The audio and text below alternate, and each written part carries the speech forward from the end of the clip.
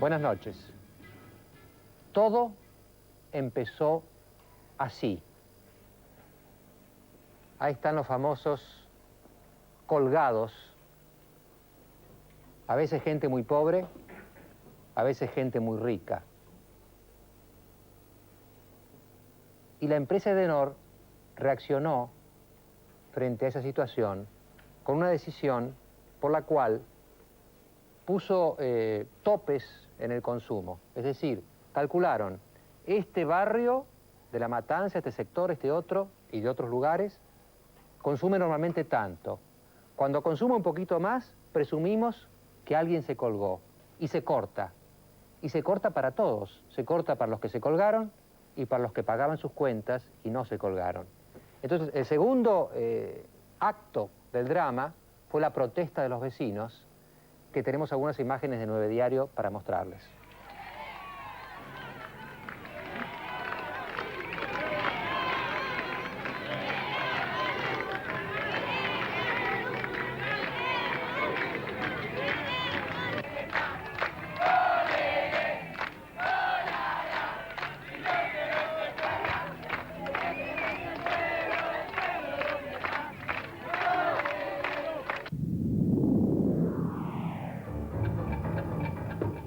Y culminó con una denuncia criminal que hizo el diputado Pierri contra las autoridades de Edenor que habían tomado esta medida y que un juez, Jorge Rodríguez, tomó en consideración y produjo una orden de detención contra un gerente de Edenor, Ángel Zapalorto, de San Justo. El juez del criminal de Morón, Ernesto Rodríguez, el gerente de la empresa de Edenor, Ángel Zapalorto, después de declarar prácticamente por 3 horas en la causa caratulada como defraudación, se lo llevan detenido, a pesar de que se rumorea que se han levantado la incomunicación. Permaneció dentro de este juzgado por prácticamente 3 horas. Tranquilo, gordo, tranquilo. Varios de los compañeros de Edenor han venido aquí a interiorizarse en la causa que se les sigue por defraudación.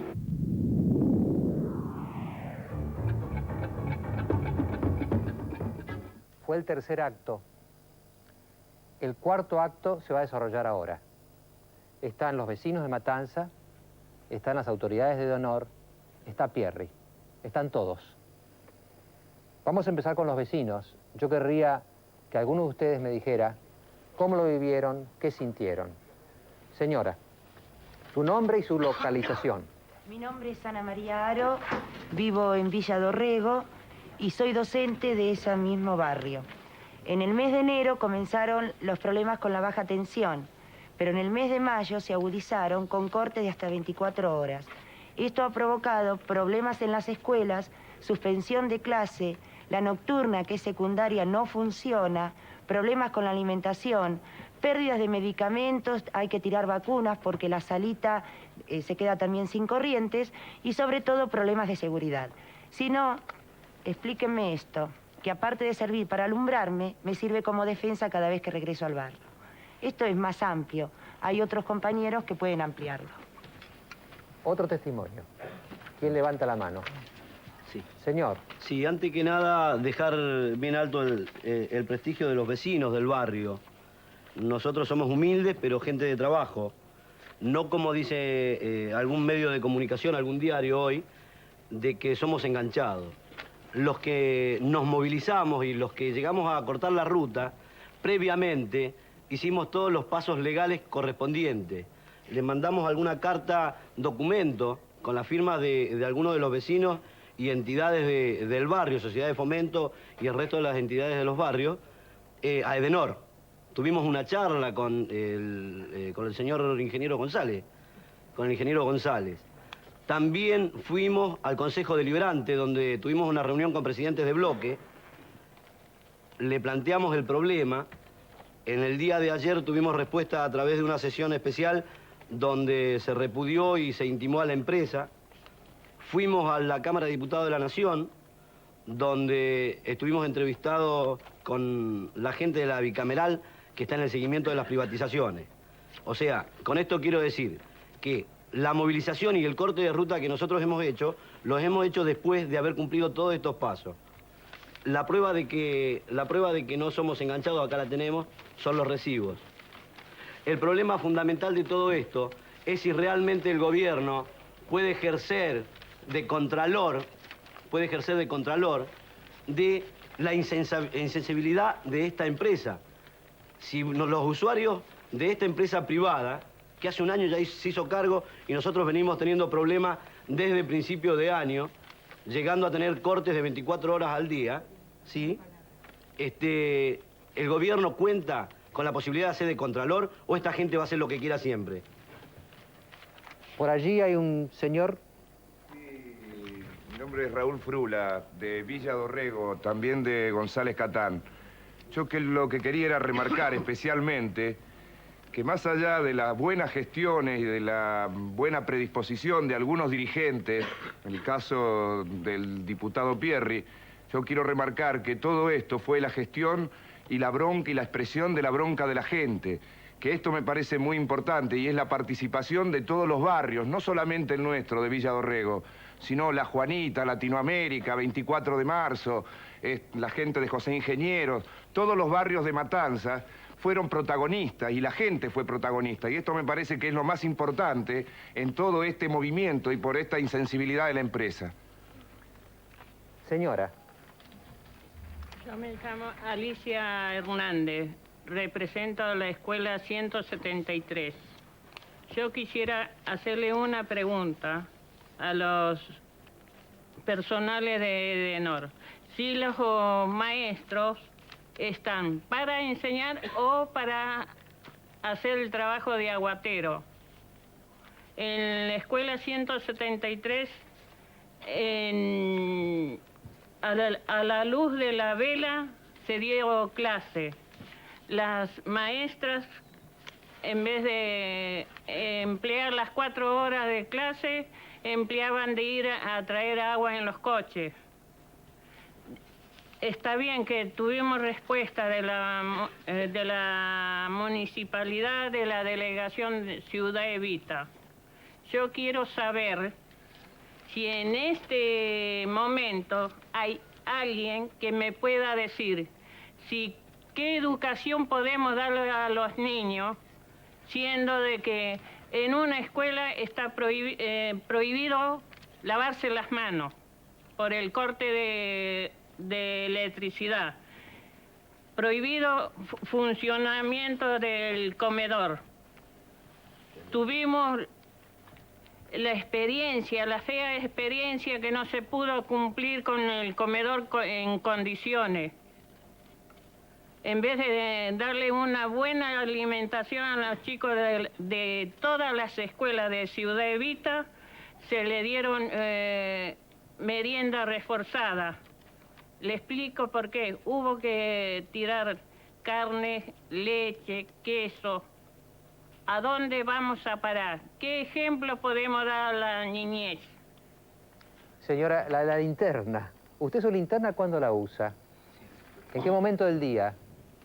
Cuando empieza a sale, oscurecer. cuando vuelve, ¿cómo es? ¿Cómo es su día con la linterna? Bueno, yo salgo a la mañana de mi casa con la luz ya cortada. Salgo 7 de la mañana. Regreso 5 de la tarde y luego vuelvo a salir porque me muevo balnearmente, sobre todo por este problema. Cuando vuelvo a salir a las 5 de la tarde cargo la linterna. Porque a partir de las 6, 6 y cuarto, 6 y media ya no se ve más. O sea, salgo de mi casa sin luz y regreso sin luz. Señores, alguno de ustedes levantó la mano.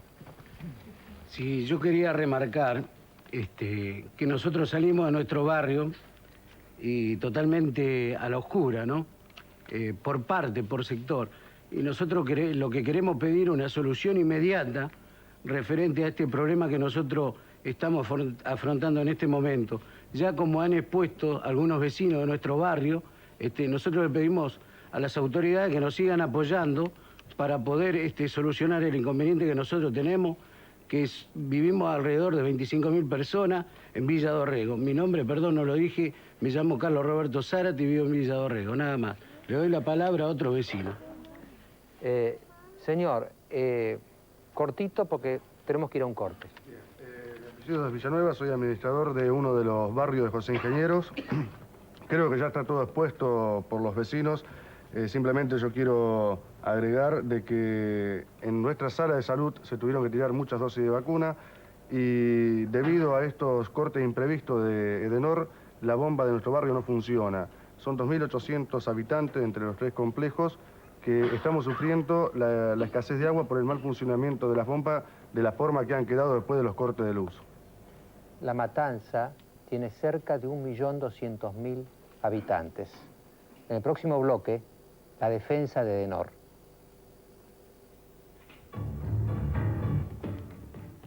Hay muchos llamados que se dividen en 2 broncas, diría yo. Una bronca por lo que pasa, porque pasa Matanza, por todo el problema. Y otra bronca también por el gerente esposado.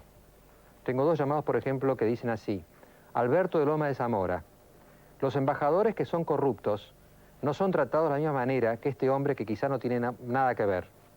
Mario de Flores. A Grosso nunca se lo vio esposado de esa manera. Acá están conmigo el presidente de Edenor, Fernando Ponazo, y el director de Relaciones Institucionales de Edenor, Fernando Labore. Señor Ponazo. Bueno, muchas gracias. Yo no puedo hacer una defensa del tema porque realmente no soy abogado defensor, simplemente lo que quiero comentar es que nosotros servimos a 8 millones de habitantes y concretamente en la comunidad de Matanza, como usted bien señaló, hay 1.200.000 habitantes, de los cuales de acuerdo a nuestros registros hay aproximadamente 400.000 que usan la luz y no la pagan. Esto exactamente está originando gran parte de los problemas que la gente señala. Y que no son problemas de hoy, sino son problemas de antigua data, que nosotros hemos heredado en la transferencia y que nosotros nos hemos comprometido públicamente, porque la empresa de la cual soy presidente está conformada por 2 prestigiosos operadores internacionales europeos, que son Electricité de France y el Grupo Endesa de España, a resolver esta situación. Pero no pensemos que esta situación se va a resolver de un día para otro. Concretamente, hay zonas donde actúan los protectores de sobrecarga, que hay aproximadamente 30.000 colgados y hay 3.000 clientes. Estos protectores de sobrecarga fueron claramente para proteger instalaciones que nosotros hemos recibido en concesión y que tenemos que cumplir con lo que el pliego determina y con las pautas de calidad de servicio que nosotros tenemos fijadas. Ahora, una observación. La gente que está ahí mostró todas sus boletitas, sí, ¿no? Entonces, ¿sabe la impresión que tengo yo? Que es como matar una mosca con un revólver lo que han hecho ustedes. No. Estos protectores de sobrecarga, si no estuvieran, estos protectores de sobrecarga están funcionando en todas las instalaciones eléctricas. Cada uno, inclusive en la casa, lo tiene, porque son exactamente lo mismo que las llaves térmicas. Cuando se exceden de determinado nivel, saltan para proteger las instalaciones. Si no, se quemaban los transformadores. Cuando nosotros tomamos Edenor, teníamos 45 transformadores quemados y muchos cables averiados. Lo que sí hemos hecho y estamos conversando con el gobierno, tanto nacional como provincial y municipal, es buscar una solución. Porque la solución claramente de los colgados no es una solución que la puede resolver solamente Edenor. Acá hay un problema que usted señaló en su oportunidad, y este no es el primer programa que trata el problema del fraude y el consumo y apropiación indebida de energía eléctrica. Es un problema muy importante que tenemos en nuestra sociedad y que debemos de enfrentarlo en, yo diría, una comunidad en la cual el gobierno, concretamente en este caso el Ministerio de Obras y Servicios Públicos de la provincia de Buenos Aires, a través del escribano Hugo Toledo, juntamente con el ente, a través del ingeniero Trasler, el intendente de La Matanza, las Fuerzas Vivas de La Matanza y Edenor, mañana vamos a generar una reunión en la cual vamos a establecer las pautas para tratar de buscar soluciones de fondo a este problema. Y para tratar, en primer lugar, de producir la menor cantidad de inconvenientes posible, porque nuestra pretensión no es causar inconvenientes, es prestar un servicio de la mejor calidad posible y cobrarlo. Y que eso de alguna manera redunde la calidad de vida. No queremos que las maestras traten de bombear agua, sino que le enseñan a los chicos que buena necesidad tenemos acá en la República Argentina de que eso ocurra. Queremos nosotros cumplir con nuestras obligaciones y necesitamos claramente que, insertados en la comunidad a la cual nosotros le prestamos los servicios, también la comunidad entienda que este no es un problema solamente de Edenor, este es un problema que nos trasciende. Nosotros estamos tratando de resolverlo y lo vamos a conseguir. Señor Ponazzo, ¿usted se opondría a que alguien diga algo de los que están allá? No. Bueno, puedo darle la palabra a uno, a alguien que no haya hablado, preferiblemente. Señora, usted está con el brazo en cabrestillo. Yo quiero decirle al señor que nosotros, me llamo Ana Viuda de Díaz. Nosotros somos 832 familias y dependemos de una bomba. ¿A usted le parece, señor, que nosotros podemos estar cortándose cada 15, 10 minutos y quitarnos 3 horas la luz y no tenemos agua? Le estoy hablando a nivel vecinal, ¿no? Los compañeros ya expusieron, los vecinos expusieron lo demás. Yo expongo esto, de que nosotros no tenemos agua, somos 832 familias, que no, se sabe que se va a terminar enseguida y se corta la luz. Y después 3 horas no tenemos luz. Y estuvimos 24, 35 horas sin luz. Ayer a las 2 de la mañana vinieron a ponernos recién la luz, señor. ¿A usted le parece? Hay gente discapacitada que vive en el 3er piso y hay que subir agua. Ancianos y niños enfermos también están, que necesitan movilización. ¿Me entiende, señor? Entonces póngase usted como padre y póngase en el lugar de la madre. En mi columna, por ejemplo, hay 2 bebés que necesitan movilizarse. Y en muchas partes también, que no lo sé. De nosotros este problema lo tenemos, ya va a ser un mes. No sé quién quiere contestar de los dos. Un mes. Y la luz de mi casa, y yo la tengo al día. Caballero, yo lo tengo al día. Y estas son las boletas de lo que hemos pagado. Que ella sabe la suma que se pagó el viernes pasado. ¿Cuánto dice que se pagó? $12.270 por la luz de la electrobomba que nos da agua al barrio. Y tenemos una sola bomba que abastece 832 familias.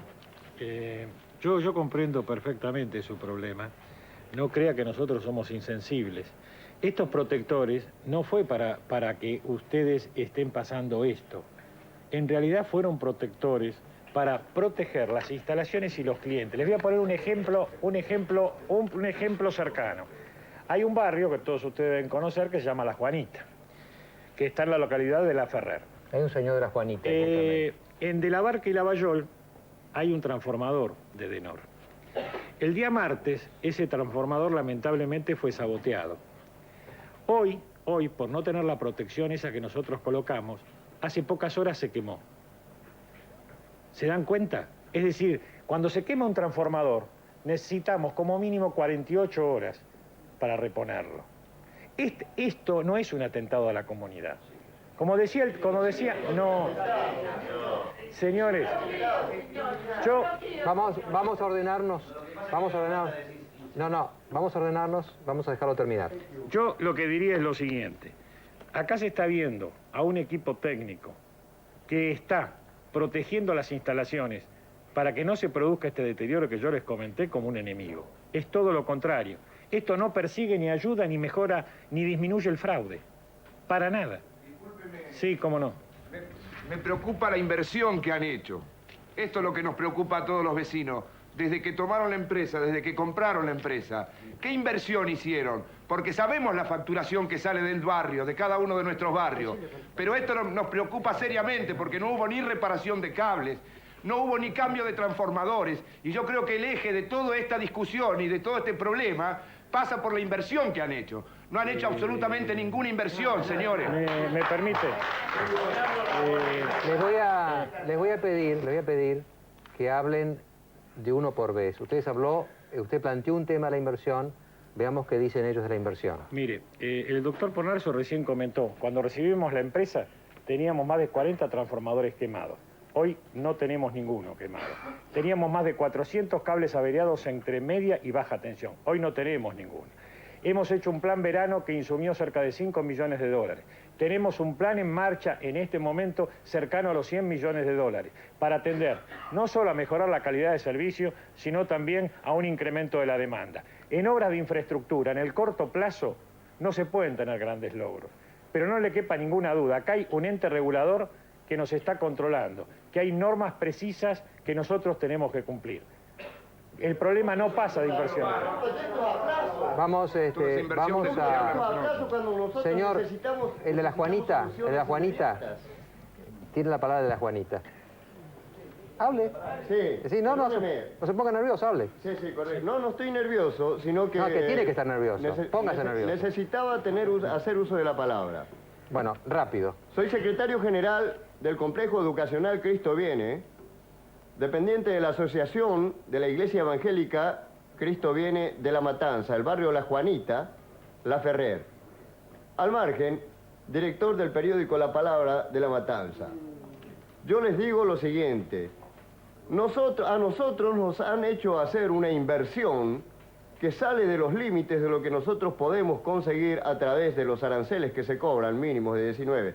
Y estamos enclavados en medio de asentamientos que son modelos en el partido de La Matanza, porque son asentamientos que son verdaderos barrios modelos. Pues señor, abrevie, por favor. Sí, abrevio. Se va el tiempo. Abrevio. Nos han hecho invertir. Hace 4 años, ya con SEGBA, habíamos solicitado la extensión para el complejo educacional que en este momento tiene 1000 niños en su escuela primaria.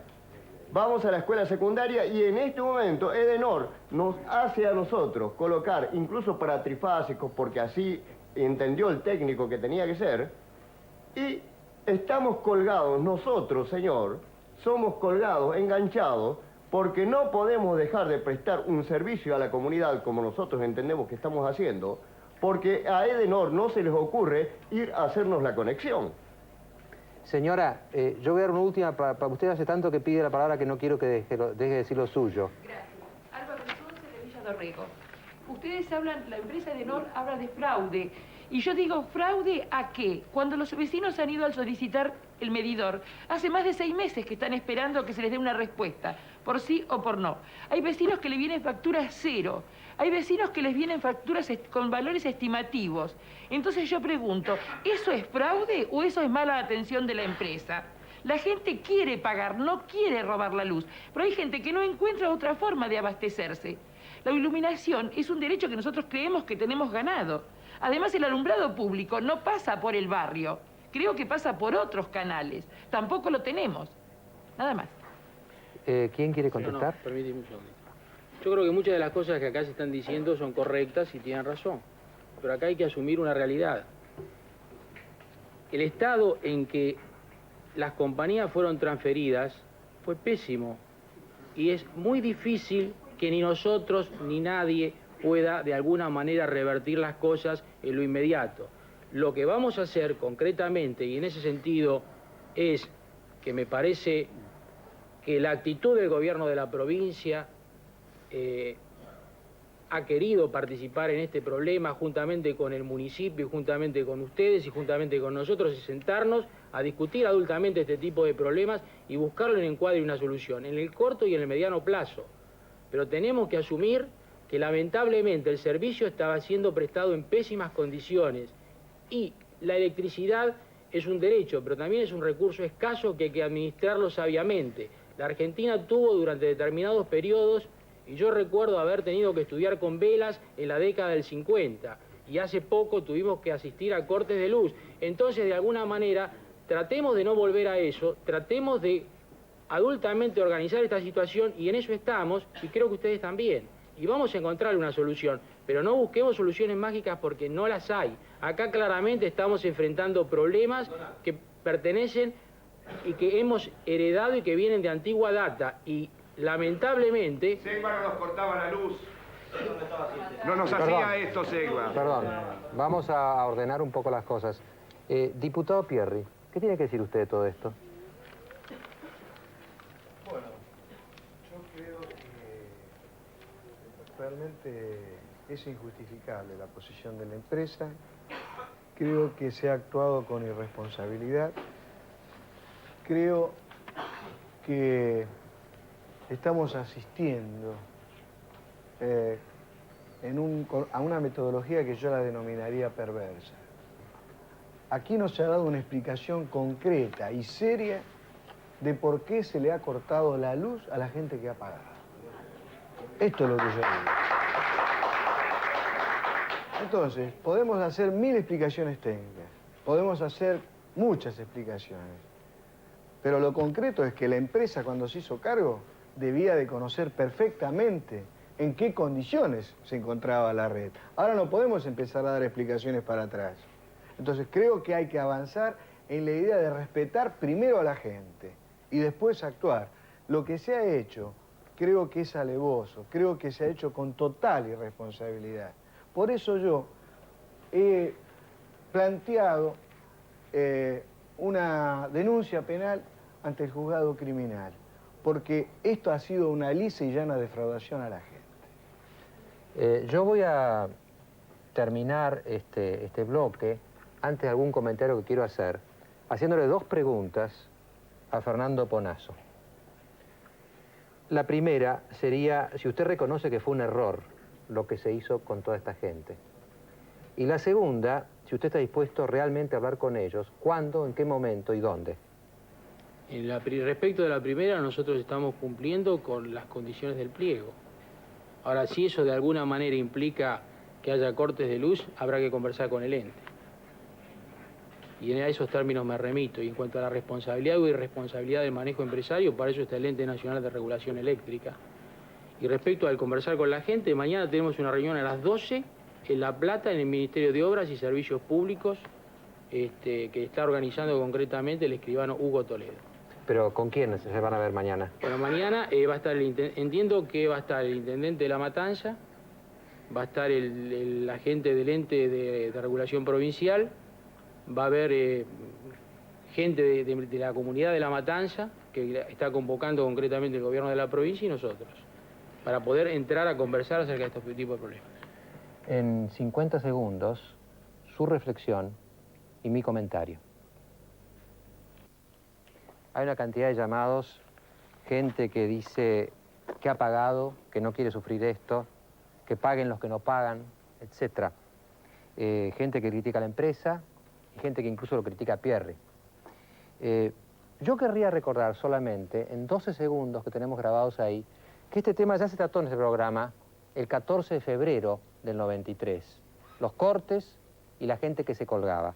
Y esa discusión que no tuvimos concluyó con este tipo de comentario. El que puede pagar y se cuelga es un criminal, simplemente un criminal. Y yo creo que el escándalo moral se concentra en él. Yo creo que esto, me parece a mí, clama al cielo. Yo querría proponerles a todos los que estamos acá unas distinciones. Aparentemente hay varias situaciones distintas. Están los que se cuelgan y tienen recursos. Se habló de los countries en esa época. Están los que se cuelgan y no tienen recursos. Están los que se cuelgan pero pidieron ser admitidos y no fueron admitidos. Es decir, que quieren pagar y no pueden. Y están los que no se cuelgan, pagan y no tienen luz. Son 4 situaciones. A mí me parece que, empezando al revés, no se puede a la gente que paga no darles luz. Yo creo que esto es algo absoluto. Es un derecho absoluto. Hay que localizar y castigar, sin duda alguna, y creo que la empresa me mandó una carta en esa época, en febrero, hay que localizar y castigar a los que tienen recursos y se cuelgan, porque estos están robándole a la comunidad. Es lo mismo que la evasión de impuestos, es peor. Es robar lo que yo podría comprar. Esto tampoco tiene ninguna clase de duda. La duda empieza para mí en las otras 2 categorías. Cuando una persona, como las que hablaron acá al final sobre todo, ha hecho todas las gestiones, pide la luz, está dispuesto a pagar, no permitirle el acceso, de alguna manera implica negarle un derecho. Y si esta persona está, como decía el señor Juanita, en condiciones extremas de necesidad y se cuelga, ¿usted qué cree? ¿Está mal? Y ahora hago la otra pregunta, que es quizá más dramática todavía. La luz, ¿es o no es una necesidad imperiosa? Porque yo me acuerdo haber estudiado, cuando era más chico, que la Iglesia misma dice que en situaciones extremas, si una persona está muriendo de hambre, por ejemplo, y pasa por algún lado y roba un pan, ¿es robo? No es robo. Yo pregunto, ¿la luz no es algo de extrema necesidad en la civilización actual? ¿O la consideramos un lujo? Para mí no es un lujo. Yo creo que la empresa cometió un error serio, y si este programa sirve para que dialoguen, para que hablen, para que rectifiquen, han hecho un primer acto que yo reconozco. Venir acá y enfrentar a la gente no es fácil. Lo hicieron.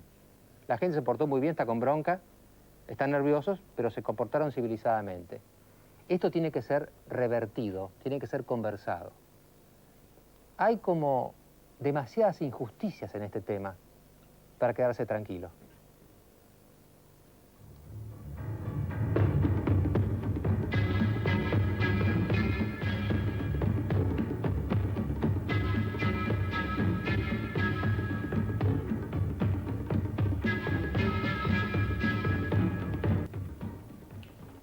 Quiero agregar algo de mi coleto ahora sobre este tema. Siguen lloviendo los llamados.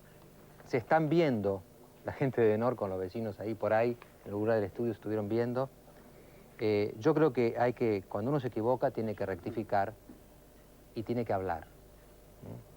Pero de todas maneras, me impresionó hoy viendo por televisión los noticieros el caso Zapalorto, un gerente de San Justo, la cara de ese hombre, se lo llevaron esposado a los empujones.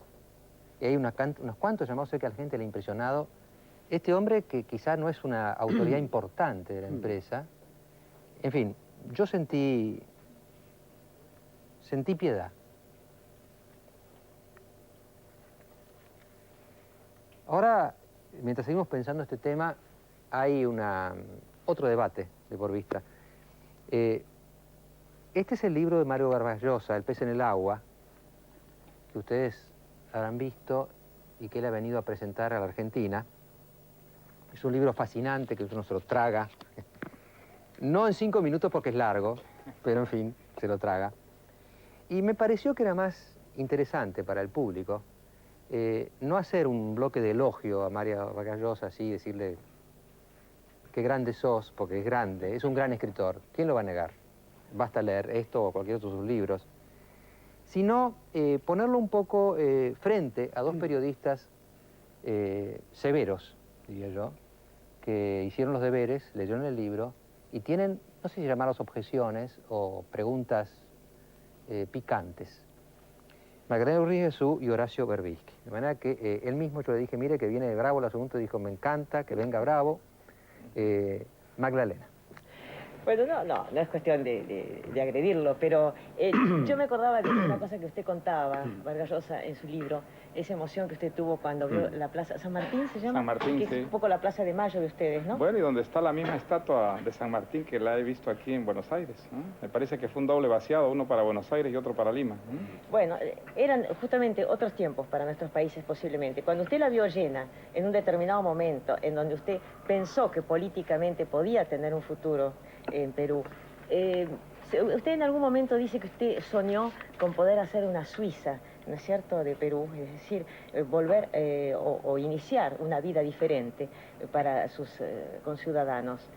Cuando usted recién escuchaba este debate, yo pensaba, bueno, es un poco la historia de las venas abiertas de América Latina, para citar, ¿no es cierto?, un título que no nos pertenece, pero ¿hasta qué punto, ¿no es cierto?, el enorme desorden que rige nuestros países, porque en el fondo es un desorden de tipo bíblico casi, ¿no es cierto? Porque la injusticia, la indignidad, la falta de preparación, la falta de ajuste en los convenios, porque yo escuchaba esto recién, y decía, pero ¿cómo es posible que se hayan hecho, por ejemplo, convenios de un tipo de la importancia que tiene esta privatización sin haber sentado las bases sobre las cuales las compañías que compraban, primero tenían que saber lo que compraban y segundo, tener un mínimo de obligaciones que cumplir con la sociedad? Yo pienso que esto es Argentina, es Perú, es Bolivia, es América Latina. ¿Usted realmente soñó que podía cambiar todo eso, Vargas Llosa? Bueno, creo que es uno de los sueños que la realidad contemporánea nos permite y nos justifica. Creo que hoy en día pues, han pasado en el mundo muchas cosas que nos permiten asegurar con toda certeza que un país pobre puede salir de la pobreza si hace las cosas debidas, si aprovecha las inmensas oportunidades que nos ofrece la realidad contemporánea. Y desde luego que a pesar de ser tan pobre, el Perú, que es un país lleno de recursos, podría salir de la pobreza si aprovechara esas oportunidades que están allí frente a nosotros, ¿no? Pero usted no cree, disculpe mi insistencia, yo hablo por el caso argentino, no conozco en ese aspecto la realidad peruana, pero que en nuestro continente ha habido un desmantelamiento muy evidente de la educación para pensar. Puedo estar equivocada, Mariano, no lo sé, pero esa es la sensación que uno tiene acá sobre el final del siglo XX. Es decir, que no fue solamente la falta de alfabetización que entre nosotros en el último censo nos dio para la Argentina, ¿no es cierto? Nos dio un tema pavoroso como del 58% de semianalfabeto, es decir, gente que apenas sabe firmar, ¿no es cierto? Y leer quizás un título en los diarios. Pero la sensación de que en nuestro continente las educaciones para pensar, las carreras para pensar han sido automáticamente diezmadas y que un poco todo esto que está ocurriendo es como el fruto de una imposibilidad de ordenar su pensamiento y de hacer valer, ¿no es cierto?, la realidad, porque en el fondo es irreal lo que acabamos de ver recién, debería ser irreal, es una situación absurda en un mundo que prácticamente está llegando a los planetas, al infinito, que además tiene un nivel que para qué vamos a entrar a explicitar de lo que es, por ejemplo, la comunicación satelital. O sea que, ¿qué es lo que está pasando realmente con nuestro continente? Está cambiando. Creo que es una de las buenas cosas que está pasando en América Latina. Está cambiando América Latina. Tiene gobiernos democráticos donde antes tenía dictaduras militares. Hay un consenso que creo que es continental a favor de la democracia política y por primera vez millones de latinoamericanos piensan que es buena la economía de mercado, que no es bueno que el Estado se convierta en productor de riqueza, que es mejor que la sociedad civil asuma esa responsabilidad. Eso es nuevo, eso es una revolución en la historia de América Latina. Naturalmente, este es un proceso largo, difícil, en el que no están excluidos los traspiés, las regresiones. El Perú es un caso de traspiés y de regresiones. Pero creo que hay razones más para ser optimista que pesimista en estos momentos si uno mira hacia América Latina en general. Pero usted no pudo lograrlo. Yo no pude lograrlo, pero en cierto sentido en el Perú también han habido cambios, muy negativo por supuesto en la destrucción de la democracia política, pero bastante positivo en el sentido de que ese país que estaba impregnado de populismo hasta hace pocos años, hoy día está a favor de las privatizaciones, a favor de la apertura al mundo, cree que el Estado no debe intervenir en lo que es la producción de la riqueza, y eso, por primera vez creo en la historia, establece un consenso entre los peruanos más humildes y los peruanos más prósperos. Esa es una gran revolución, ¿no? Horacio. Yo le voy a pedir a Mario un minuto para un tema argentino que está profundamente vinculado con lo que él plantea en su libro y con el debate de este bloque, que veo una gran continuidad entre el primer bloque y el segundo bloque. La privatización de la energía eléctrica se hizo en la Argentina por la ley 24.065 de enero de 1992. Esa ley contemplaba que en el mes de marzo de 1992 tenía que estar constituido un ente regulatorio que debía encargarse de fijar las pautas con las cuales la empresa privada prestaría el servicio. El gobierno nacional recién propuso los candidatos en diciembre del 92, con 9 meses de retraso respecto de lo que estaba obligado por ley. Además, propuso candidatos al Congreso, a lo cual estaba también obligado por ley, y luego retiró los candidatos que había propuesto antes de que el Congreso tratara las propuestas y propuso otros candidatos a los cuales puso en funciones sin dar el plazo de 30 días que por ley estaba obligado para que el Congreso opinara sobre la designación de los reguladores del servicio de energía. Esto que le pasa a la gente de La Matanza, La Matanza es un partido, un distrito del Gran Buenos Aires, llamado así por la propensión filosófica de nuestro pasado histórico. Esto que le pasa a la gente de La Matanza es absoluta responsabilidad del gobierno nacional, que entregó el servicio de cualquier manera, sin controlar absolutamente nada, por razones exclusivamente fiscales, y que culmina esto con el acto de oportunismo político en plena campaña electoral de hacer una denuncia penal contra el gerente que puso la orden del corte en el barrio, que realmente no es el responsable de esta situación y que fomenta la confusión de que la justicia penal soluciona los problemas, cuando en realidad la justicia penal es el basurero al que se tiran los problemas que no se saben solucionar. Todo aquello que no se hace en el momento y en la oportunidad y en la forma que debería hacerse, se deriva luego a un juez para que él decida, para que él resuelva. Y no hay juez en el mundo que pueda resolver este tipo de problemas. Yo creo que esto está muy vinculado con el tema de tu libro, Mario, porque esta es nuestra realidad, esta es nuestra sociedad, esta es la sociedad argentina, esta es la sociedad peruana, este es el resultado del repliegue del Estado, este es el resultado de la desaparición del Estado en la vida cotidiana de la gente, que tiene que subir 4 pisos para buscar agua, que tiene que andar con la linterna, que no puede dar clases en los colegios. Yo voy a cometer una infidencia, tú me dirás si es exacto o no es exacto lo que voy a decir.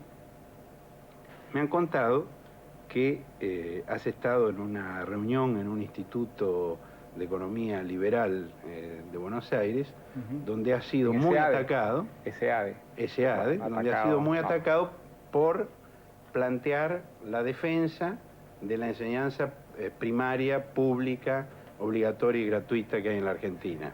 Bueno, tengo que corregirte, Horacio, te termino la versión. Bueno, sí. Me dicen que dijiste allí lo mismo que hoy dice Guy Sorman en La Nación de Buenos Aires, que la Argentina es el único país del mundo donde te sientes socialdemócrata. Déjame corregirte primero una observación. No fui atacado en SEADE. Estoy muy agradecido a SEADE, que es una de las 2 razones por las que he venido a Buenos Aires. Me invitó Alberto Venegas Lynch, que es un viejo amigo y una persona que yo respeto mucho. Y es verdad, tuve un diálogo, que fue un diálogo más bien caldeado, en el que recibí muchas críticas por sostener que la filosofía liberal exige igualdad de oportunidades. Y para mí la igualdad de oportunidades se obtiene a través de una educación de alto nivel, asequible a todos, que no puede ser de ninguna manera un privilegio que vaya adscrito a los altos niveles de ingreso. Bueno, pues eso fue discutido con argumentos que también existen dentro del liberalismo, que no es una filosofía dogmática, sino abierta, con distintos puntos de vista.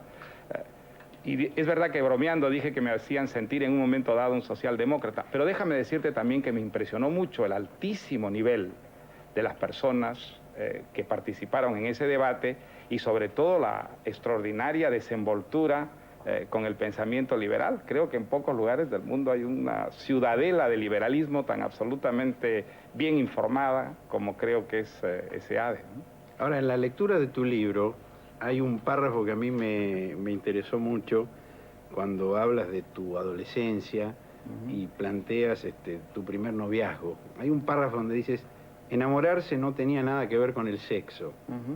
Era ese sentimiento diáfano, desencarnado, intenso y puro que sentía, tú dices, por Elena, que era tu novia. Yo agregaría por el liberalismo. Por un liberalismo abstracto que no tiene que ver con la realidad de cómo se practica en nuestros países. Creo que el sexo del liberalismo en el Perú y en la Argentina es esto que hemos visto hoy y no esa imagen idealizada del primer amor adolescente que transmites en tus discursos. Creo que te puedo corregir también, Horacio, con toda amistad. Yo he visto manifestaciones muy concretas de reformas liberales de extraordinarias consecuencias sociales. Lo he visto en Inglaterra con Margaret Thatcher, cuando la privatización trajo consigo, por ejemplo, que se diseminara la propiedad privada de tal manera que hubo más propietarios privados que sindicalistas en un plazo de apenas 3 años. La privatización del Seguro Social en Chile también diseminó la propiedad privada y el accionariado difundido en sectores obreros, en sectores de empleados, es decir, en sectores sociales que antes habían estado totalmente fuera de la propiedad y del accionariado. Esos son casos muy concretos de un liberalismo que no es teórico, que no es abstracto, sino un liberalismo que ha comenzado a cambiar la realidad social de muchos países sin violencia y en el sentido del progreso y de lo que yo creo es la civilización. Una pregunta histórica. Evidentemente, el liberalismo, no sé si llamarlo extremo o más ortodoxo, de Thatcher-Reagan, digamos, ¿no? Parece a 10 años de distancia dar lugar a situaciones más mixtas de pensamiento, ¿no? Clinton o Mayor no son Reagan o Thatcher. Entonces, quizá la pregunta sería, ¿su liberalismo es de hace 10 años o usted está recogiendo ahora una... Porque la historia es un poco corsi y ricorsi, ¿no? Un extremo quizás socialismo antes, un extremo liberalismo después, y ahora parecen triunfar situaciones de centro, posiciones... la misma derecha francesa o la derecha española que compite con el socialismo no son totalmente liberales, usted lo sabe bien, tienen ingredientes sociales fuertes, ¿no? No, y además son nacionalistas en algún caso, que creo eso está reñido con el liberalismo. Mire, Mariano, yo creo que el desplome del socialismo ha dejado un campo abierto al debate interno dentro de lo que es el liberalismo, el conservadurismo, la socialdemocracia, que es lo que queda realmente como ideologías vigentes compitiendo en el mundo. Entonces, naturalmente, ahí aparece algo que yo siempre supe, pero que muchos no sabían. El liberalismo no es un dogma cerrado, el liberalismo es un pensamiento abierto que encuentra pues muchísimas variantes. Hay un liberalismo dogmático, que para mí es muy peligroso, como todo dogma. Hay un liberalismo mucho más pragmático. Hay un liberalismo principista, que no está dispuesto a hacer ciertas concesiones sobre principios básicos. Y creo que por allí es donde va a desenvolverse el debate y lo que es el modelo del desarrollo también para América Latina. De hecho, aquí estamos hablando ahora de liberalismo, no de marxismo. Hemos visto antes un programa en el que usuarios y empresarios privados discutían, los empresarios recibían una presión directa de los usuarios, algo que no ocurre jamás cuando se trata de empresas del Estado. Es decir, el Estado no se equivoca nunca, no hierra. Los usuarios no tienen acceso a las empresas públicas y pueden presionar a sus gerentes. Eso sí ocurre con las empresas privadas y creo que eso ya, de por sí, por más ineficientes que sean las empresas privadas, es un gran progreso en el sentido de un avance de la democracia. Pero digamos, claro, el juego democrático, claro. Claro, es el juego democrático. ¿Usted no tiene la sensación, Vargas Llosa, que muchas veces en América Latina el liberalismo se interpreta desde el punto de vista de la teoría económica, pero que cuando usted lo aplica en la política, los partidos básicamente liberales no lo son desde el punto de vista político? Eso es cierto. Eso es así. Ese es un drama que se está viviendo en el Perú. Si usted permite que introduzca el tema peruano. Claro. Una de las cosas que a mí más me entristece de lo ocurrido en el Perú es que ese golpe de Estado, esa destrucción de la democracia por quien había sido elegido para consolidarla y profundizarla, ha sido aprobado, y además con mucho entusiasmo, por gentes que en la campaña electoral se decían liberales, demócratas, y trabajaban conmigo por un cambio y por una reforma liberal en el Perú. Desde luego, ese es un mensaje gravísimo cara al futuro respecto a lo que es una filosofía y una moral del pensamiento liberal, ¿no? Uno se quedaría toda la noche, ¿no? Ya volvemos. Les aviso que la gente de Matanza y la gente de NOR siguen reunidos en alguno de los pasillos del canal. Habíamos hecho una encuesta sobre Vargas Llosa porque a Vargas Llosa le objetaban dos cosas en realidad. Una, este tema del liberalismo que parece que se aclaró bastante en el debate, fue muy interesante. Y otro, si había entrado en la política, porque es un escritor que de golpe entra en la política, le va aparentemente mal y vuelve a escribir espléndidamente como este libro, ¿no? Entonces la pregunta es un poco, bueno, ¿hay que ser fiel a la vocación o se puede dar una vueltita por fuera de la vocación? Entonces le preguntamos a la gente si cuando fue a la política, él se dejó tentar por la idea del poder o lo hizo en forma elevada, idealista, por un imperativo ético? A ver qué imagen tenía la gente de Vargas Llosa. ¿Cómo dio, Javier? Sí, nos dijo que se había dejado tentar por la política y le fue mal el 32,7, que había entrado por un imperativo ético que es la defensa de la libertad el 47,8 y no sabía el 19,5. Bueno, salió bastante bien. Quizá porque es peruano, ¿no? Pero en fin. Les voy a mostrar dos imágenes. A ver la primera. El presidente Menem. La segunda. El general Perón. La interna peronista, que se resuelve el domingo en la capital federal, me parece a mí, a lo mejor estoy equivocado, que es una reflexión muy profunda en el fondo sobre la identidad del peronismo. ¿Qué es hoy ser peronista? Menemismo, peronismo, ¿son lo mismo?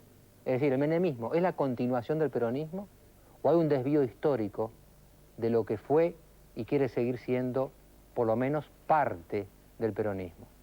Acá están los tres cabezas de lista, mejor dicho, Miguel Ángel Toma es segundo en la lista, está Roberto Digón, está Eduardo Varela Cid. ¿Peronismo o menemismo, Roberto Digón?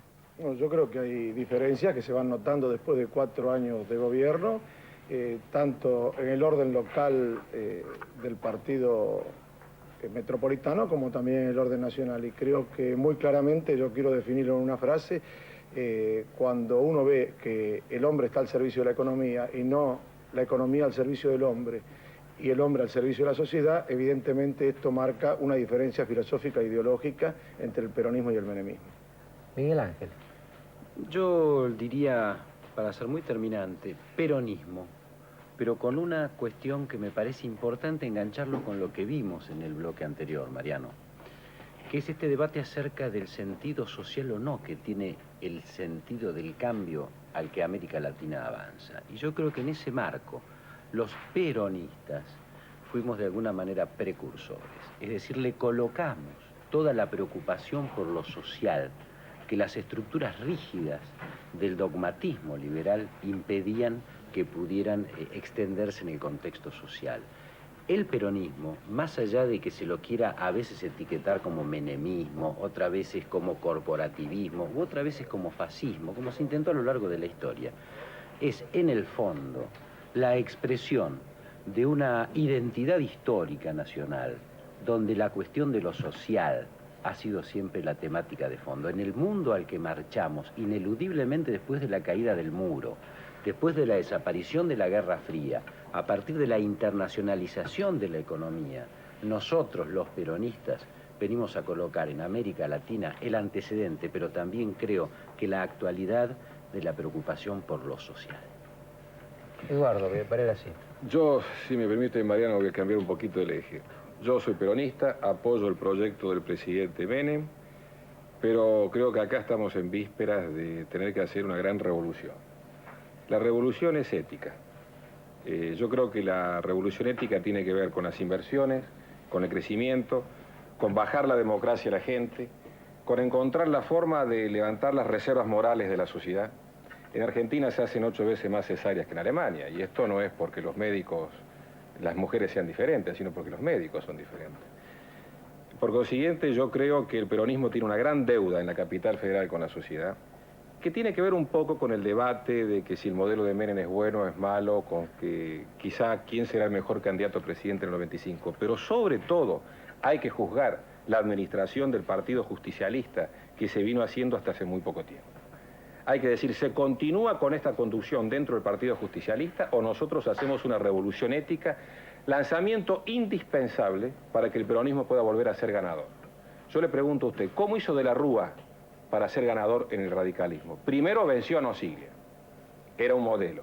Acá están en juego el domingo que viene 2 modelos de hacer política. Yo hago política con una estructura, con un aparato, con mercenarios, con obsecuentes.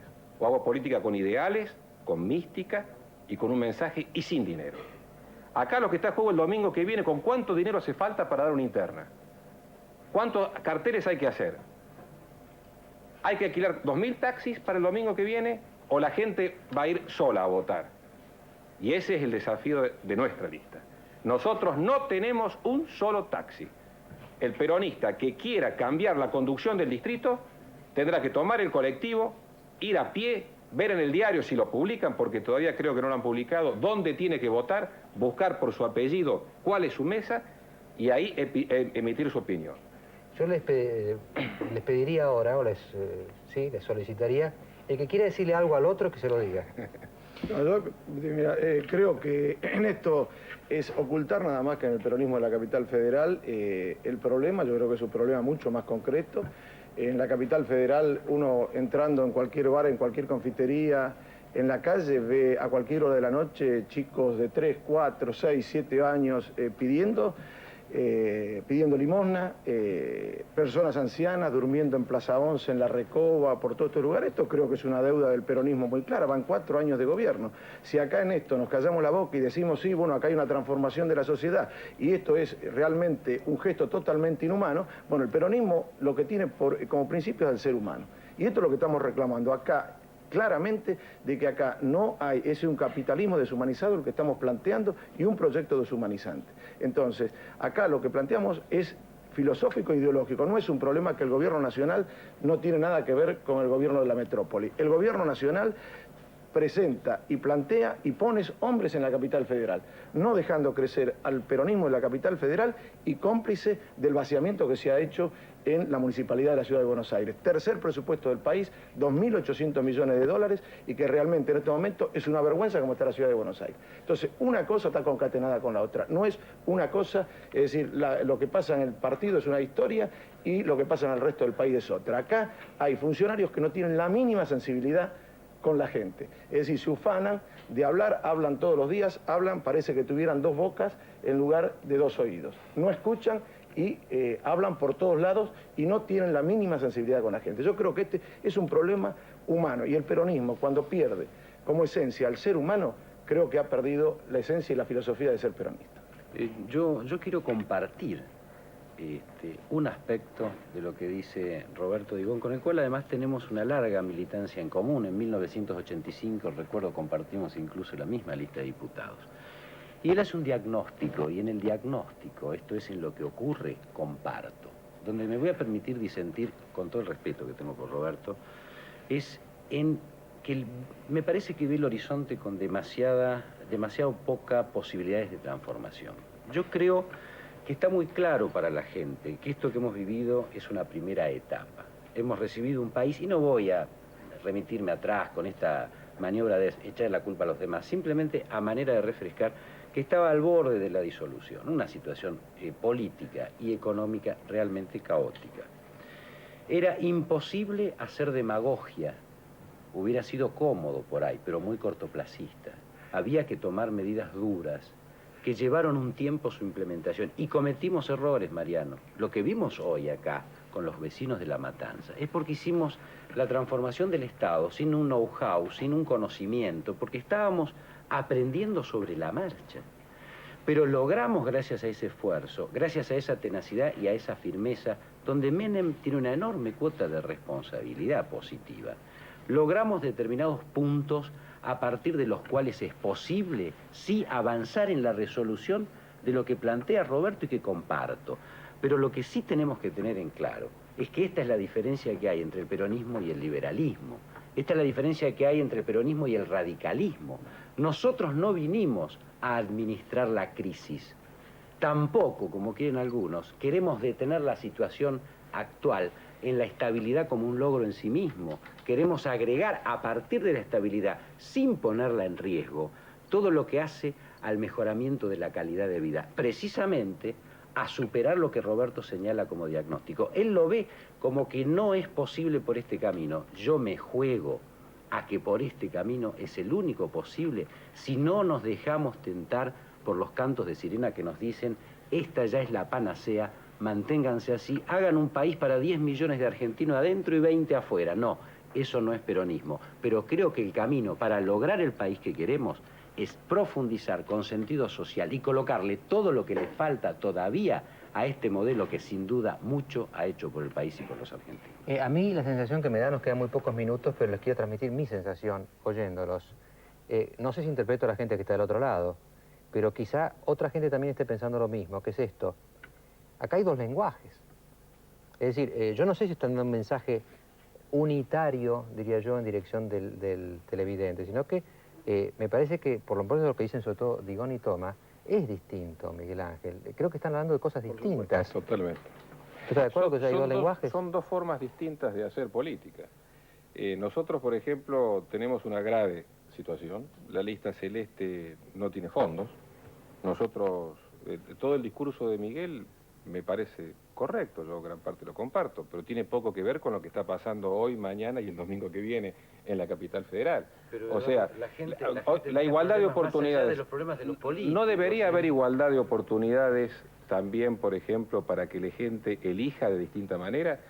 No, yo cuando denuncié los comedores escolares, cuando otro concejal denunció la escuela shopping, a veces decía, pero estas son cosas políticas, esto es por los problemas de las internas. Tiene todo que ver, porque es un estilo político diferente.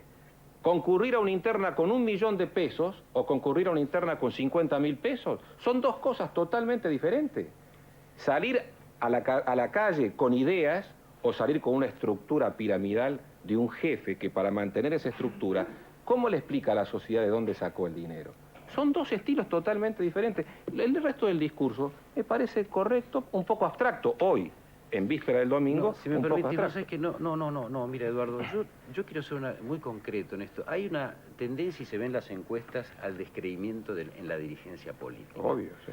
Y yo creo que es porque muchos políticos, en lugar de preocuparse de los problemas de la gente, lo decía Roberto cuando decía que hace faltan oídos, se tiene mucha boca, mucho pico y poco oído, es porque nos metemos en nuestro microclima de nuestras internas, de nuestros problemas, de que si los fondos, que si el aparato. Pero la gente tiene problemas como los que vimos hoy. De esto tenemos que preocuparnos por encima de una interna, Eduardo. Eso hablo. La interna es anecdótica. Yo personalmente creo que si los comedores escolares... Es tan anecdótica la interna, como que pasa el día domingo. Nadie le preocupa más y la gente se va a preocupar, sea quien fuere quien ganara. ¿Qué mensaje le da en función de sus problemas concretos, que no son los problemas de las internas, de las internitas, de los partidos políticos, y que hay que cambiar el modelo? Los contratos que se firmaron en la municipalidad, Pero si esos por recursos supuesto. se hubieran derivado al cuidado de los niños, hoy no tendríamos niños en la calle. Por esa razón, y por esa pasaría como en razón- Génova. Hoy metieron por esa preso al razón intendente y a un pedimos- empresario. Por esa Aparte, razón no es una interna más. Perdón. Acá se disputan problemas ideológicos, filosóficos y también humanos. Entonces no es una interna cualquiera la del domingo. Es muy importante. Esta discusión se tiene que llevar a cabo de esta manera porque no hay partido político, porque el partido político son los mismos funcionarios del gobierno que discuten entre 7 u 8 y deciden por todo el peronismo, por los 3 millones de afiliados que hay en el peronismo en todo el país. Esto evidentemente es una falta de prácticas democráticas, muy claramente, y esto lo está discutiendo la gente en todos lados. Por eso la gente está escéptica y no nos quiere recibir cuando vamos a verla en los timbreos y en las recorridas por los barrios. No nos pasa eso a nosotros, Roberto, pero te quiero agregar lo siguiente. Y voy a tomar lo que dijo él de los contratos, de todas las cosas Debe que ser están en un siendo país fuera de la investigadas. República No, Argentina. bueno, yo vivo igual que vos en la capital, aceptame que puedo tener una sensación distinta, con todo respeto. Es verdad lo que ha dicho él, estos son los problemas concretos y cotidianos. Por esa razón, nosotros planteamos casi una exigencia al gobierno nacional que le enviara a la comuna de la ciudad de Buenos Aires un adicional o una partida que nos permitiera compensar una enorme injusticia que está ocurriendo con el ciudadano porteño. Y esto hay que decírselo a la Pero hace gente 3 años y mirándola en medio la que cara. gobernamos los peronistas, gobernamos la peronista de la Perdóname, Intendencia y somos una vergüenza. pero, Roberto, y pagamos todo, los que no tenemos calma. nada que ver pagamos también por eso. Pero vayamos, 1.000 millones de vayamos dólares al de problema, déficit. vayamos al problema. ¿Quién se preocupó por eso? De eso quiero hablar. Tengo un minutito más. No. Rápidamente. Claro, pero La verdad que no. Quiero explicar, porque una cosa es decirlo así y otra cosa es buscar la explicación para que la gente pueda acompañarnos en cómo superar el problema. Yo no quiero llevarle a la gente... Haríamos quiero esta regla de juego. recuperar Decir una frase de síntesis. Siempre me pasa Cada uno lo de los mismo, tres. Mariano. No, Miguel, pero el que pasa más fue usted, no se preocupe. ¿eh? Sí, bueno, por favor. Yo querría que los peronistas de la capital fueran a votar el domingo. Yo que fueran también. muchos. Correcto. Nosotros necesitamos. Por Más, quien quieran, mejor. naturalmente. Bueno, Ojalá. ¿por qué lo tienen que votar a usted o a usted lo dicen en 10 segundos cada uno y ustedes voten por el que tenga más espíritu de síntesis? Muy rápidamente. Yo quiero y le pido a la gente que me vote, porque he trabajado mucho en la Cámara de Diputados. La ley de defensa, la ley de seguridad interior, el acortamiento del servicio militar y muchas cosas más que en honor a lo que me pide Mariano, que es la síntesis, no puedo agregar. Si me vota el domingo, puedo ser candidato y puedo seguir trabajando para dar las respuestas que creo que tengo que darle a la gente. Yo. Si usted espera el domingo que lo vayamos a buscar, la lista celeste no tiene taxis, no tenemos estructura, no tenemos aparato. Hicimos lo que podíamos y no hicimos ni una concesión ética. No nos sentamos en la mesa de ningún candidato que haya firmado una excepción al Código de Planeamiento Urbano. ¿Usted quiere producir una transformación en el partido? El domingo tiene que ir usted, fijarse dónde vota y apoyarnos. Si no, seguirá el grosismo y el vaquismo en la capital. Yo quiero que se vote por la honradez, por la ética, a quien sea, pero que los peronistas vayan a votar y que sepan bien cuáles son las conductas y que se vote por los hombres que tienen sensibilidad social y por los hombres que están al servicio de la sociedad. El próximo bloque es puro teatro. Este verano leí un libro que me impresionó mucho, lo muestro. Es un libro de un...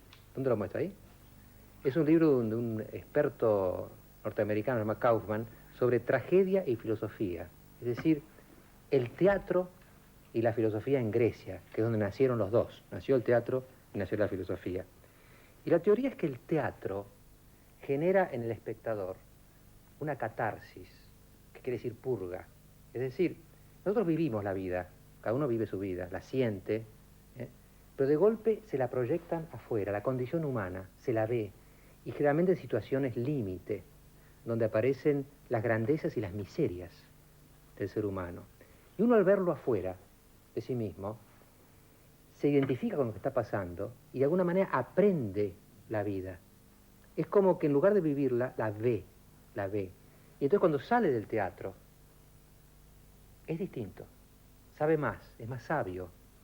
Ha aprendido a afrontar la vida, a asumirla en sus, a veces, condiciones más duras, y de alguna manera se ha purificado a sí mismo, eso catarsis, se ha purgado a sí mismo de una cantidad de sentimientos de horror, temor, compasión, que lo hacen mejor persona, en cierto modo. Por eso el teatro es importante. Eso me quedó en el verano, ¿no?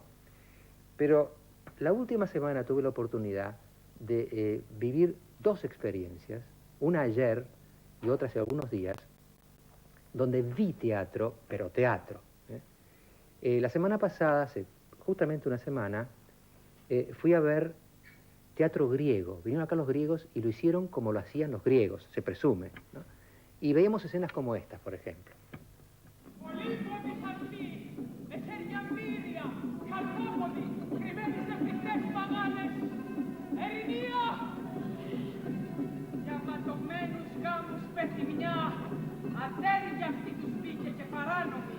Γι' αυτό και έχω τα χάρη μου, πως αλάφρευτο σημώνει το σημάδι για χάρη μας, κατά πάνω στους δράστες και στους σύντροφους τους.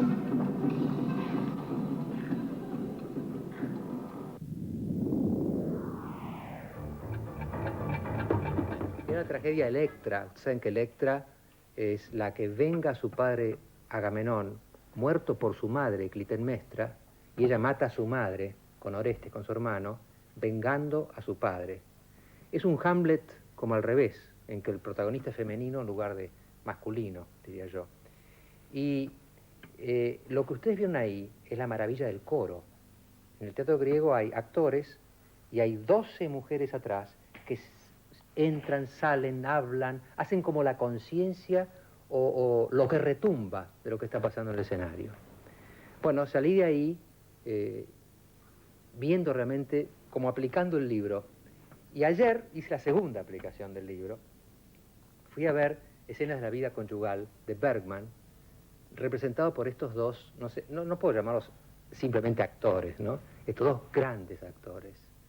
Y me volvió a pasar lo mismo, es una historia de la vida conyugal, donde todos podemos ver, de alguna manera, fuera de nosotros, lo que hemos vivido dentro de nosotros, en la relación matrimonial, en la relación de pareja, en la relación hombre-mujer, que todos de alguna manera vivimos. Y bueno, todos los que estábamos ahí anoche lo seguíamos como con recogimiento y nos pasaba la catarsis. En cierto modo, estábamos viendo la vida y estábamos como objetivando lo que pasa en los matrimonios, en las parejas, en las relaciones profundas entre los seres. Bueno, acá están Norma Leandro y Alfredo Alcón. Y la primera pregunta que yo les haría es esta. Yo hasta ahora he hablado de lo que nos pasa a los espectadores, los que estamos del lado de acá. ¿Qué les pasa a los que están al lado de allá? Bueno, ¿quién empieza? Vos. No, bueno, eso es un problema de la pareja. No, es diferente. Digamos, de alguna manera uno, para poder hacer un personaje, tiene que hacer toda una elaboración hasta encontrar el alma del personaje, su comportamiento y un camino como de vida para poder realizarlo.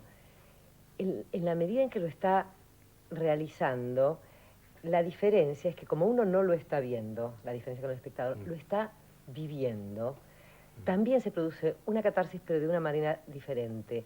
Es un estado que uno puede sufrir, pero no se parece al sufrimiento de la vida real. Uno puede llorar y no son las mismas lágrimas.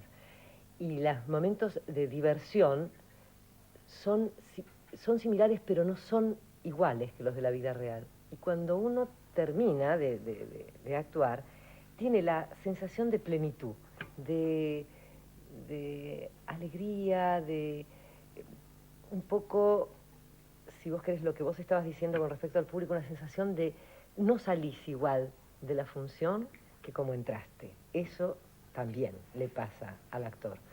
Pero es como haber pasado por un camino mágico que uno no sabe muy bien qué es. Ahora, lo que impresiona al que te ve es la naturalidad que tenés, porque parece que no te cuesta nada.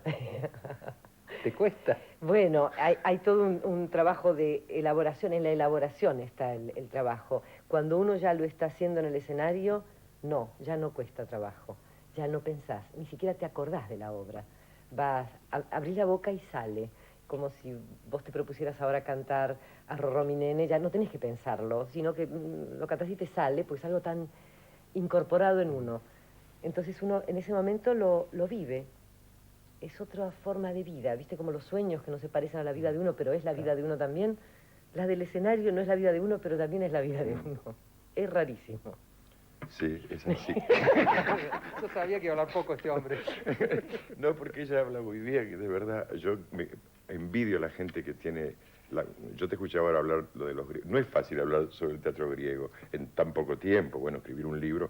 Pero lo que contabas, yo decía, qué lindo que lo puede decir, porque eso le sirve al que sabe y al que no sabe, ¿no? Bueno, Alfredo, la pregunta que te haría es esta. Norma dice que en verdad el actor tiene una catarsis distinta, porque no es ni es el personaje de ficción, porque es ficción, tampoco es el espectador. Entonces, lo que uno tiene la sensación a veces es, vos, por ejemplo, cuando estás en la escena, vivís más intensamente cuando estás en tu casa. Es decir, vivís de otra manera, es más vida, es más real para vos. Yo pienso que si fuera más real, estaría enfermo, ¿no? Claro. Tendría que ir al médico y decir, mire qué me pasa. En el escenario me lo creo y la vida no. Me creo Napoleón. Me creo Napoleón. No, yo creo que es como el placer de contar un cuento, que uno ha pasado por su cuerpo, ¿no? Y uno ha jugado con su imaginación para poder contarlo con claridad. Uno va eligiendo los colores en los ensayos, con el otro actor, la respiración del otro, la mirada del otro. Esto nosotros hemos ensayado meses. Esto que ahora parece que vos decís que sale como que salía del momento. Sí. Nosotros lo hemos trabajado mucho para que pasara eso precisamente, ¿no? Para que el arrorró no fuera tan familiar que no tuviéramos que pensar en el texto cuando lo estamos diciendo, sino que ese texto nos produce un sentimiento y dejar que el sentimiento se exprese, ¿no? Ahora, sin embargo, te digo una cosa, ¿no? Cuando uno los mira a ustedes, en algún momento, cuando entren, nos aplauden, son realmente Alfredo Alcón y Norma Leandro. Al rato ya no son Alfredo Alcón y Norma Leandro para el que está mirando, sino que son los personajes. Claro, hemos tratado de empezar a pintar. Si un pintor hace un cuadro, elige los colores, o el que escribe elige las palabras. Nosotros elegimos ¿qué palabras serían? Los estados de la sensibilidad para contar qué le pasa a este Juan o a esta Mariana, ¿no?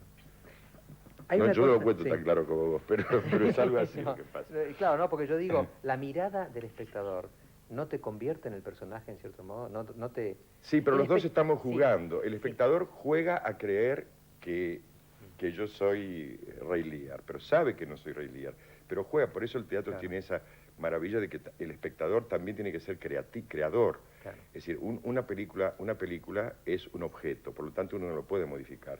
Vos podés estar viendo La Juana de Arco de Dreyer, podés estar tomando mate, podés estar... Eso no te necesita, porque ya ha sido. Una función de teatro, el espectador consume con un movimiento interior, no ya que se mueva o que haga ruido con los caramelos, sino que un movimiento interior distrae no solamente a él mismo, sino a lo que está pasando.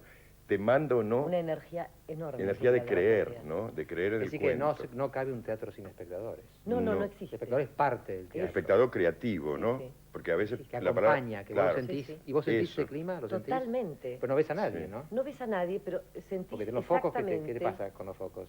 Porque yo cuando doy una charla, que sé yo, en la facultad, pues acá tampoco veo a nadie, la verdad. Claro. Pero en la facultad veo a los alumnos, Claro. entonces uno No, siente no se ve a qué los pasa. espectadores. No. Pero lo sentís. Pero Lo sí. sentís la energía, pero lo sentís claramente. Sentís qué les está pasando. Y eso es parte del juego. No sé cómo Es como explicarlo. un diálogo que ellos Sí, también tienen. Aunque ellos no hablen, nos están mandando Sí. también frases, ¿no? Sí, sí. El teatro no existe sin espectador. La última pregunta sería esta. Hay ustedes en la vida, yo estoy insistiendo un poco en ese tema, que estamos en un tema muy privatista en este momento, que todo el mundo tiene que ganar plata, qué sé yo, pero hay muchas actividades que no, aunque traigan plata, si se hicieran por plata no servirían. Claro. La palabra vocación, Existe. ¿qué quiere decir para ustedes la palabra vocación? Yo creo que son esos pequeños lugares sagrados, ¿no? Esos pequeños lugares donde los seres humanos, a través de la historia del ser humano, han recurrido a esos lugares para, en este caso, uno de los juegos más inteligentes que inventó el hombre, que es el teatro, ¿no?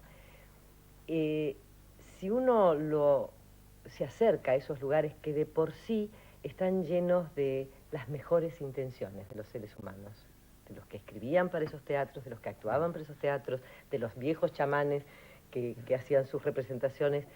O sea, si uno se acerca a esos lugares, tiene que hacerlo con muchísimo respeto y con muchísimo cuidado, porque son lugares donde uno de pronto es el que con sus palabras va a transmitir algo a la gente desprevenida. Es como que cada uno trae lo mejor de sí mismo ahí, ¿no? Es El una espectador responsabilidad. sacó todos los problemas, sé yo, Exactamente. y va... Claro, como un chico cuando te pide que le cuentes un cuento, ¿no? Es una responsabilidad contarle contarle un cuento a un chico, porque lo podés estropear, lo podés estupidizar, o lo podés hacer crecer las alas, ¿no? Hay que tener vocación bueno. para hacerlo. Como yo creo que hay que tener vocación para cualquier artesanía. Y digo artesanía porque yo el arte del teatro es algo muy superior. Yo me considero una artesana del teatro. Pero para hacer esa artesanía hay que amarla, como puede amar un carpintero su trabajo. Cuando un carpintero ama su trabajo, son unas mesas bellísimas las que puede llegar a ser. Cuando un carpintero no lo ama, no te sientes en esa silla. Y creo que el teatro se merece gente con vocación para hacerlo. ¿Algo más? Porque él dice que no habla, pero habla. No, yo bueno, no quisiera ser muy breve, muy breve. No nos hemos puesto de acuerdo con esto de decir esto, Nora, pero realmente creo que necesitamos el agradecer, ¿no? Es decir, nosotros hemos tenido el privilegio de poder hacer esta obra porque una crítica nos ha apoyado muy generosamente, porque un empresario nos ha apoyado también muy generosamente y porque el público tiene ganas de escuchar el pensamiento de Bergman y viene con su acto de fe todas las noches a escuchar esto. Y eso, no, decir gracias es fácil, ser agradecido es un largo trabajo que nosotros quisiéramos asumir. Decirle gracias al público por lo que nos está pasando, ¿no? Que es hacer algo que amamos mucho, que nos hace mucho bien hacerlo y ver que vienen a verlo. Vamos a hacer un corte muy cortito y algunas reflexiones, usted y yo. El teatro, el cine, no son simples diversiones, son necesarios para ver la vida y percibirla de otra manera. Fíjense que en Londres, en plena guerra mundial, cuando los aviones alemanes arrasaban Londres, hubo dos cosas, dos actividades que siguieron funcionando bajo las bombas: la escuela y el teatro. Este era el sentido de la necesidad de ese ejercicio de ver la vida que sentían los ingleses. Claro, los ingleses son especialmente teatrales, ¿no? Tienen Shakespeare, como los griegos tuvieron su Esquilo, Sófocles, etc. Dice Kaufman, este libro que les comentaba, que solamente los pueblos en un gran momento de su historia son capaces de asimilar la tragedia y el gran teatro. Es decir, son capaces de ver la vida con todos sus contrastes y enriquecerse con ella. Cuando hay tragedias horribles en la realidad, o los pueblos les va muy mal, hacen sátiras, escapan, otras cosas, no hacen teatro. Y a mí la impresión que me da es que la Argentina es un país teatral también.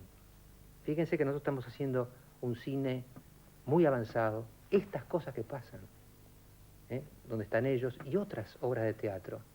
O lo que pasa inclusive en nuestra vida pública. Fíjense, hasta programas como este, nuestros noticieros, cómo la realidad dramática se expresa todos los días en la Argentina.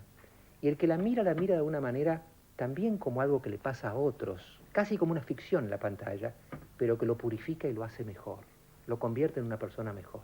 De manera que Buenos Aires, no solamente Londres, no solamente París o Nueva York, las grandes capitales del teatro, y Buenos Aires.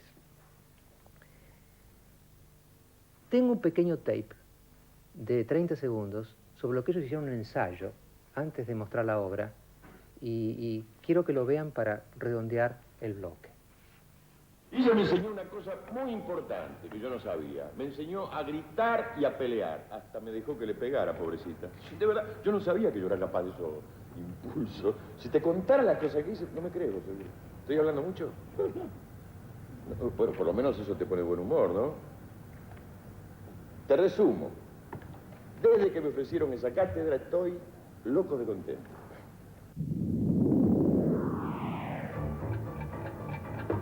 Yo les voy a contar una infidencia al terminar. Fui a verlos al camarín anoche, después de la obra. Había una sensación de plenitud en estas dos personas, de haber cumplido el rito, lo que ellos hablaban de la vocación, de esa sensación no sé, de haber pagado una deuda quizá con la vida o con el talento que tienen. Los vi tan plenos que después de la obra llegué a una conclusión un tanto melancólica para mí, por lo menos. El teatro no se dice, se hace. En este bloque yo dije una cantidad de cosas sobre el teatro. Ellos lo hacen. Quedan pocos minutos de programa, pero tengo algunas cosas que decir, que agradecer mejor. Y finalmente hay una sorpresa. El primer agradecimiento quiero darlo por el libro La Corrupción. El libro La Corrupción está en un nivel de venta y espero que de lectura, porque uno vende para que lo lean, ¿no? Realmente impresionante. La primera edición de 20.000 ejemplares se agotó en 3 o 4 días. La segunda de 20.000 ejemplares se está agotando. Así que se han vendido 40.000 libros en 10, 12 días. Así que lo agradezco, lo agradezco. El segundo agradecimiento tiene que ver con un acto que hubo el lunes, que se entregaron los diplomas de las ternas del Martín Fierro, y a falta de una recibí 2, porque recibí la de hora clave, está acá, y recibí además la de un programa que quise mucho, que hice en Cablevisión el año pasado, que se llamaba La Argentina y el Mundo. También quedo obligado y agradezco. El tercer y último agradecimiento, tengo tantos, pero el tercero de esta noche, tiene que ver con estas imágenes que van a ver ustedes ahora.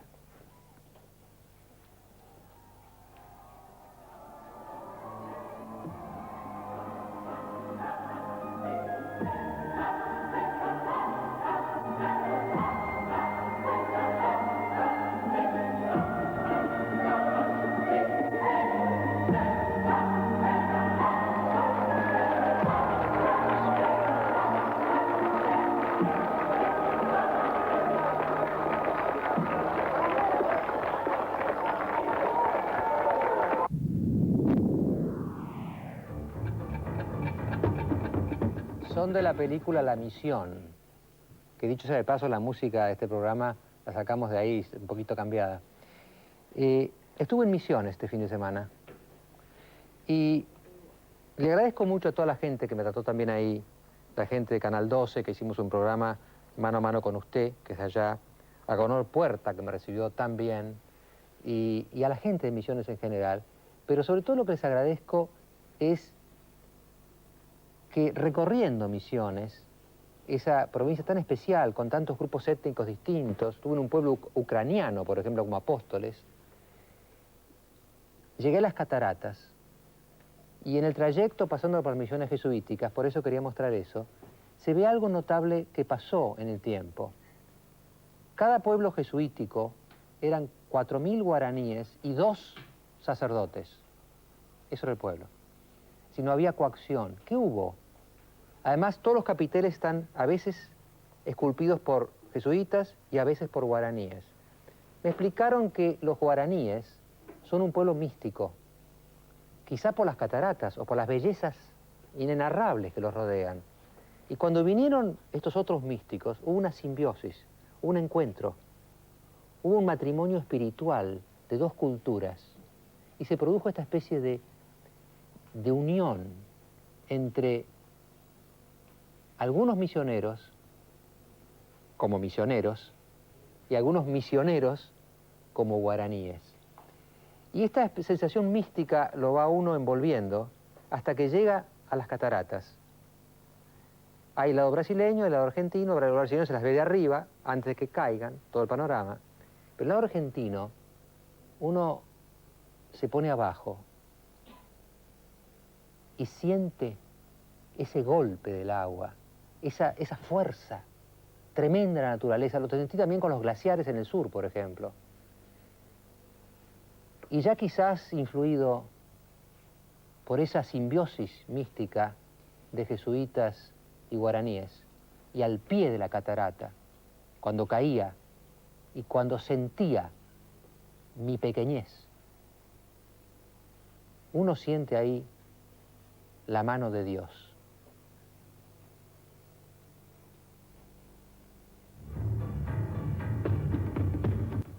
Bueno, ustedes mientras pasaban los auspicios, antes de este último bloque del programa, habrán visto una cantidad de chicos y chicas ahí. Se preguntarían qué están haciendo acá estos chicos y chicas. Bueno, son una especie de coro griego, ¿no? Y el origen de la invitación a que vinieran acá fue que el lunes, cuando estaba leyendo La Nación, me encontré con una noticia que me llenó de alegría, por decirlo así. Decía la noticia, creo que ahí está por ahí, fíjense, esa foto en La Nación mostraba chicos y chicas del secundario de una escuela, la escuela Roque Sáenz Peña, de enseñanza media Lenguas Vivas, pintando el colegio. Y los invité. Me pareció que era una manera de cerrar el programa en dirección del futuro. Allí está el coro, podrían hablar todos, porque hablan muy bien, pero hay 2 que van a hablar. ¿Tu nombre? Rodolfo Casaglia. Rodolfo, ¿qué hicieron ustedes? Nosotros formamos el centro de estudiantes para arreglar el colegio, objetivo. Nuestro colegio está destruido, hace varios años que está destruido. Tenemos la mitad del colegio que está clausurado por peligro de derrumbe. Y la otra mitad donde nosotros estamos situados, digamos que está casi por derrumbar, está mal. ¿Dónde queda el colegio? Ayacucho y Córdoba. Bueno, los pizarrones están rotos, la pintura está mal, las puertas están rotas, no hay cerraduras, está todo destruido. Nosotros hace varios años que estamos, nosotros no, el colegio, hace varios años que está esperando que lo reparen, que lo arreglen o lo reconstruyan. Y bueno, todo quedan sueños, todo quedan promesas falsas. Bueno, entonces nosotros creamos el centro porque sabíamos que en el colegio había gente con voluntad y responsabilidad que podía venir a trabajar los fines de semana. Entonces vinimos a trabajar. Estamos trabajando todos los fines de semana y algo que hicimos fue que, por ejemplo, no asumimos la actitud de quejarnos o la actitud de llorar. la actitud de ponernos en la puerta del colegio a golpear ollas, porque sabemos que eso es tiempo perdido, que eso es para ocupar espacios en los medios, ¿no? Nosotros directamente, antes de perder ese tiempo, agarramos los pinceles, los picos y las palas y nos pusimos a pintar el colegio. Lo pusimos a arreglar y lo estamos reconstruyendo, lo estamos levantando, y el consenso, la gente es creciente, cada día se pliega más gente, porque la gente nunca creyó en los centros, porque siempre fue teoría, siempre fue verso, y de ahora en más estamos trabajando y la gente, reitero, cree y lo estamos haciendo posible. ¿Querés agregar algo tu nombre por lo pronto? Me llamo Pablo Aguirre. Bueno, otra de las cosas por las cuales formamos el centro es para demostrar que la juventud no está tan perdida como los grandes creen, que nosotros podemos hacer muchas cosas, que valemos, que tenemos coraje, que tenemos ganas. Lamentablemente la juventud siempre fue manejada por políticas y por ideas de otros. Siempre fue evadida, ¿no es cierto?, nuestras opiniones. Nosotros lo que queremos demostrar es que podemos, qué sé yo, bueno, discúlpenme que nos trabemos, es la primera vez que estamos en cámara y bueno, se traban los políticos, hace 50 años que están en esto y nos viven mintiendo, ¿por qué no nos podemos trabar nosotros? Trabate tranquilo. Como seguía, bueno, acá nadie nos maneja, esto es nuestro, todo lo que hacemos lo hacemos por decisiones colectivas, no tenemos autoridades, lo hacemos en grupo y sí, hay algo atrás de todo esto. Están las ganas de demostrar que valemos, las ganas de expresar nuestros sentimientos, de que se nos entiendan esos sentimientos, desde que, qué sé yo, de ocupar un lugar en el mundo, ¿no? Porque, vuelvo a repetir, estamos olvidados, la juventud se la ve perdida. Otra de las cosas, cada vez que la juventud quiso hacer algo por su país fue reprimida y censurada. Entonces ahora que podemos llegar a hacer algo, que lo hacemos por estas 4 paredes, que nos va a dar algo, que nos va a dar una profesión, contador o abogado, lo que sea, pero le puedo asegurar que futuros corruptos no, bueno, lo vamos a arreglar entre todos. Y a la gente, sobre todo a los jóvenes que nos están escuchando, lo que nos puede llegar a quedar para decirle es que todas las metas que nosotros nos proponemos las cumplimos, así que se despierten, que se levanten, que es posible, todo es posible. Y hay claves, una es la organización, otra es la comunicación y otra es la organización, la unión, perdón. Y para todo esto tenemos que expresarnos, para expresarnos tenemos que ser escuchados y para ser escuchados tenemos que gritar. Yo voy a pedir al director que cuando yo termine de hablar, que voy a hablar más o menos 12 segundos, los muestre de nuevo. ¿Sabe por qué? Porque cuando veo lo que hicieron y los oigo, tengo este pálpito. Lo que viene es mejor.